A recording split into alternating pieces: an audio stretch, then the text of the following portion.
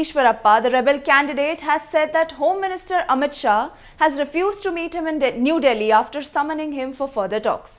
On 2nd April, Amit Shah had invited Ishwarappa to meet him to convince him from contesting independently against B.Y. Raghavendra. The meaning of this refusal is that Amit Shah wants me to defeat Raghavendra, said Ishwarappa. Let's hear what he said. ಬನ್ನಿ ಡೆಲ್ಲಿಗೆ ನಿಮ್ಮ ಹತ್ರ ಮಾತಾಡ್ತೀನಿ ಅಂತಂದರು. ಹಾಗಾಗಿ ದೊಡ್ಡವರು ಹೇಳಿದ್ರು ಅಂತ ಅಂದ್ಕೊಂಡು ನಾನು ಡೆಲ್ಲಿಗೆ ಬಂದಿದ್ದೇನೆ. ನೀವು ಈಗ ಅಶೋಕ ಹೋಟ್ಲಲ್ಲಿ ನೀವು ಎದುರಿಗೆ ನಿಲ್ಲಿಸಿಕೊಂಡಿದ್ದೀರಿ ನನ್ನ. ಆದರೆ ಈಗ ಅಮಿತ್ ಶಾ ಅವ್ರ ಕಚೇರಿಯಿಂದ ನನಗೆ ಫೋನ್ ಬಂತು, ಅವರು ನಿಮಗೆ ಸಿಗಲ್ಲ ಅಂತ. ಇದರ ಅರ್ಥ ಅಮಿತ್ ಶಾ ಅವರು ಚುನಾವಣೆಗೆ ಈಶ್ವರಪ್ಪ ನಿಲ್ಲಿ ಮತ್ತು ರಾಘವೇಂದ್ರ ಸೋಲ್ಲಿ ಅನ್ನೋಂಥ ಅಭಿಪ್ರಾಯದಲ್ಲಿ ಅವರಿದ್ದಾರೆ. He said that this refusal is a sign from God that he should contest independently. Ishwarappa also said that this move by Shah probably means that the latter has agreed to Ishwarappa's move of contesting independently. Ishwarappa said he has also finally confirmed that he will file the nomination from Shimoga on the 12th of April.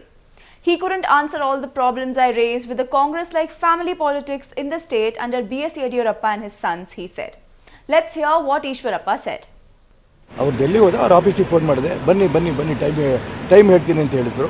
ಕೊನೆಗೆ ಅವ್ರ ಆಫೀಸಿಂದ ಇಲ್ಲ ನೀವು ಭೇಟಿ ಮಾಡೋದು ಬೇಡ ಅಂತ ಹೇಳಿದ್ದಾರೆ. ಒಳ್ಳೆಯದಾಯ್ತು, ಅದು ಒಳ್ಳೆಯದೇ ಆಯ್ತು ನನಗೆ. ಅವರೇನಾದ್ರು ಕೂಡ ಭೇಟಿ ಮಾಡಿ ಇದಷ್ಟು ಅನ್ಯಾಯಗಳೇನೇನಾಗಿದೆ ಅದಷ್ಟನ್ನು ಕೇಳಿ ಆಮೇಲೂ ಕೂಡ ಅವ್ರು ವಾಪಸ್ ತೊಗೊಳ್ತೀನಿ ಏನು ಮಾಡಬೇಕಿತ್ತು ನಾನು? ದೊಡ್ಡವ್ರ ಮಾತು ಮೀರ್ತಾರೆ ನೋಡಪ್ಪ ಅನ್ನೋಂಥ ಒಂದು ಆಪಾದನೆ ಬರ್ತಿತ್ತು. ಅವರೇ ಯೋಚನೆ ಮಾಡಿರಬೇಕು, ಇಲ್ಲ ಅವ್ರು ಮಾಡ್ತಿರೋದು ನ್ಯಾಯ ಇದೆ, ನ್ಯಾಯಕ್ಕೋಸ್ಕರ ಹೋರಾಟ ಮಾಡ್ತಿದ್ದಾರೆ.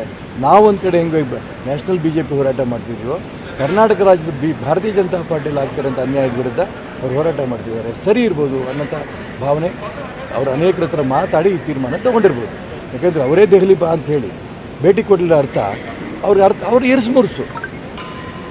ಒಂದು ಕುಟುಂಬದ ವಿರುದ್ಧ ನಾವು ಹೋರಾಟ ಮಾಡ್ತೀವಿ ಕಾಂಗ್ರೆಸ್ ವಿರುದ್ಧ ಅಂದಾಗ, ಕರ್ನಾಟಕ ರಾಜ್ಯದಲ್ಲಿ ಕಾಂಗ್ರೆಸ್ ಸಂಸ್ಕೃತಿ ಅದೇ ಕುಟುಂಬ ರಾಜಕಾರಣ ಇದೆಯಲ್ಲ, ಯಡಿಯೂರಪ್ಪ ಅವ್ರ ಮಕ್ಕಳದ್ದು ಇದೆಯಲ್ಲ, ಈ ರೀತಿ ಅನೇಕ ಅಂಶ ನಾನೇನು ಪ್ರಸ್ತಾಪ ಮಾಡಿದೆ, ಇದು ಯಾವುದಕ್ಕೂ ಉತ್ತರ ಕೊಡೋದು ಕಷ್ಟ ಆಗುತ್ತೆ ಅಂತ ಅವ್ರು ಭೇಟಿ ಮಾಡಿಲ್ಲ.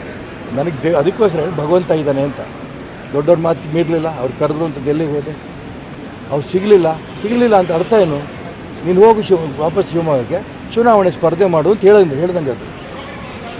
ಹಾಗಾಗಿ ನಾನು ಚುನಾವಣೆ ಸ್ಪರ್ಧೆ ಮಾಡೋದಕ್ಕೆ ಈ ದೆಹಲಿಯ ಯಾತ್ರೆ ನನಗೊಂದು ಭಗವಂತ ಕೊಟ್ಟಂಥ ವರ ಅಂತ ಭಾವಿಸ್ತೀನಿ. ನಾನು ಚುನಾವಣೆ ಸ್ಪರ್ಧೆ ಮಾಡ್ತೀನಿ. 12ನೇ ತಾರೀಕು ಶಿವಮೊಗ್ಗದಲ್ಲಿ ರಾಮಣ್ಣ ಶೆಟ್ಟಿ ಪಾರ್ಕಿಂದ ಬೆಳಿಗ್ಗೆ 10 ಗಂಟೆಗೆ ದೊಡ್ಡ ಮೆರವಣಿಗೆ ಹೊರಡ್ತೀವಿ ನಾವು. ಆ ಮೆರವಣಿಗೆಗೆ nomination. Earlier in the week, Ishwarappa had said that he would meet Home Minister Amit Shah because he was a senior leader and didn't want to disrespect him. He had asked Shah to not ask him to stop contesting, to which Shah had said that he would only request him, not instruct him. This is what Ishwarappa had said on Tuesday. ಕೊನೆಗೆ ಅವರು ನಾಳೆ ದಿನ ದೆಹಲಿಗೆ ಬರಬೇಕು, ನಿಮ್ಮ ಹತ್ರ ನಾನು ಮಾತಾಡ್ತೀನಿ ಅಂತ ಹೇಳಿದರು. ನಾನು ನಿಮ್ಮ ದೊಡ್ಡವರಿದ್ದೀರಿ, ದೊಡ್ಡವ್ರ ಮಾತನ್ನು ನಾನು ಮೀರಿದೆ ಅನ್ನೋ ಭಾವನೆ ಬರಬಾರ್ದು. ನಾನು ಖಂಡಿತ ದೆಹಲಿಗೆ ಬರ್ತೀನಿ. ದೆಹಲಿ ಬಂದಾಗಲೂ ಕೂಡ ನನ್ನ ಚುನಾವಣೆಯಿಂದ ವಾಪಸ್ ತಗೊಳ್ಳಿ ಅನ್ನೋಂಥ ನೀವು ಸೂಚನೆ ಕೊಡಬೇಡಿ, ಕೊಟ್ಟರೆ ಮಾತ್ರ ಸಮಸ್ಯೆ ಆಗುತ್ತೆ ಅಂತ. ನಾನು ಸೂಚನೆ ಕೊಡಲ್ಲಪ್ಪ ನಿಮಗೆ, ನಾನು ಪ್ರಾರ್ಥನೆ ಮಾಡ್ತೀನಿ ಅಂತ. ಇವಾಗ ಭಾರಿ ದೊಡ್ಡವ್ರು ನೀವು, ನನಗೆ ಪ್ರಾರ್ಥನೆ ಮಾಡೋಂಥ ಅವಶ್ಯಕತೆ ಖಂಡಿತ ಇಲ್ಲ.